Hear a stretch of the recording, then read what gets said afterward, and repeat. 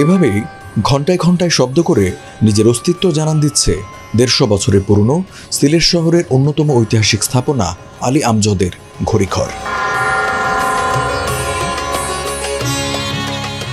জানা যায় ১৮৭৪ সালে তৎকালীন বড়লাট লর্ড নর্থব্রুক সিলেট সফরে এলে তার প্রতি শ্রদ্ধা জানাতে মৌলভীবাজারের কুলাউড়ার পৃথিম পাশার জমিদার নবাব আলী আহমদ খান এই ঘড়িঘরটি নির্মাণ করেন। ছেলের নামে নাম রাখেন আলী আমজদের ঘড়িঘর। গবেষকদের মতে ভারতের দিল্লির চাঁদনী চক এলাকার স্থাপত্য থেকে অনুপ্রাণিত হয়েই নবাব এই উদ্যোগ নেন।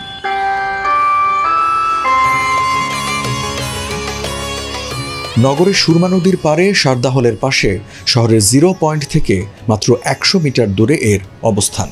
কিনব্রিজ পার হয়ে শহরের উত্তর প্রবেশমুখে ১৮৭০ এর দশকের মাঝামাঝি সময় থেকে ঘড়িঘরটি দাঁড়িয়ে আছে দৃঢ়ভাবে।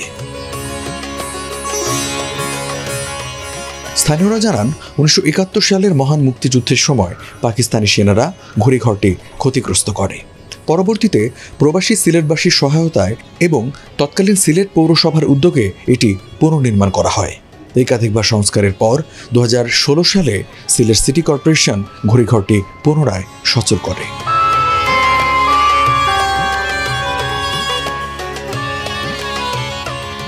সিলেট সিটি কর্পোরেশনের তথ্য অনুযায়ী ঘড়িঘরটির দৈর্ঘ্য ৯ ফুট ৮ ইঞ্চি, প্রস্থ ৮ ফুট ১০ ইঞ্চি এবং মোট উচ্চতা ২৬ ফুট।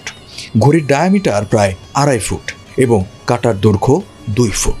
লোহার খুঁটির ওপর ঢেউটিনে নির্মিত সুউচ্চ গম্বুজাকৃতির এই ঘড়িঘর তার নান্দনিক গড়নে যে কাউকেই মুগ্ধ করে।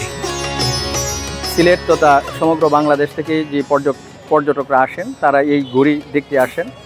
এই ঘড়ি মূলত সিলেটের পৃথিম পাশার জমিদার আলী আহমদ খান তার পুত্র আলী আমজদের স্মৃতির উদ্দেশ্যে নির্মিত একটি ঘড়ি এবং এই ঘড়ি আমাদের যারা পর্যটক যারা বাংলাদেশের বিভিন্ন স্থান থেকে আসে তাদের জন্য আনন্দের এবং তাদের অন্যতম সৌন্দর্য, এই ঘড়ির সৌন্দর্য তাদেরকে আকর্ষণ করে। দুঃখের বিষয় হলো অনেক সময় এই ঘড়ি নষ্ট থাকে, সচল থাকে না। এটা প্রয়োজন মেরামত করা দরকার এবং আমরা যদি এখানে দেখতে পাই তাইলে আপনার এখানে গাড়ি স্ট্যান্ড, ট্রাক, সিএনজি স্ট্যান্ড এবং বিভিন্ন হকার এখানে থাকে যা এখানের মানে পরিবেশটা নষ্ট করে। সিলেটের প্রতীক হিসেবে দেশ বিদেশে পরিচিতি রয়েছে এই ঘড়িঘরের। ঘড়িটি প্রতি ঘন্টায় বেজে উঠে প্রতিটি ঘন্টার সংখ্যা অনুযায়ী এই ঘড়ির শব্দ বিমোহিত করে দর্শনার্থীদের।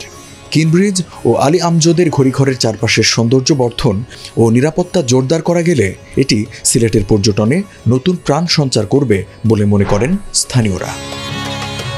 সংশ্লিষ্ট কর্তৃপক্ষের কাছে আমার আবেদন যাতে অতি দ্রুত এটাকে সংরক্ষণ করা হয় এবং পর্যটকরা আসলে আমি মনে করি অবশ্যই এই নদীর পাড়ে ঘড়ি এবং কিনব্রিজ এই তিনটার কম্বিনেশনে মানুষ স্বতঃস্ফূর্তভাবে মানে মানসিকভাবে এবং আনন্দ উপভোগ করবে। চাঁদনীঘাটের সিঁড়ি, আলী আমজদের ঘড়ি, জিতু মিয়ার বাড়ি, বাঙ্কু বাবুর দাড়ি, এই প্রবাদতুল্য পংক্তির মাধ্যমে সিলেটের 4টি ঐতিহ্যের পরিচয় তুলে ধরা হয়।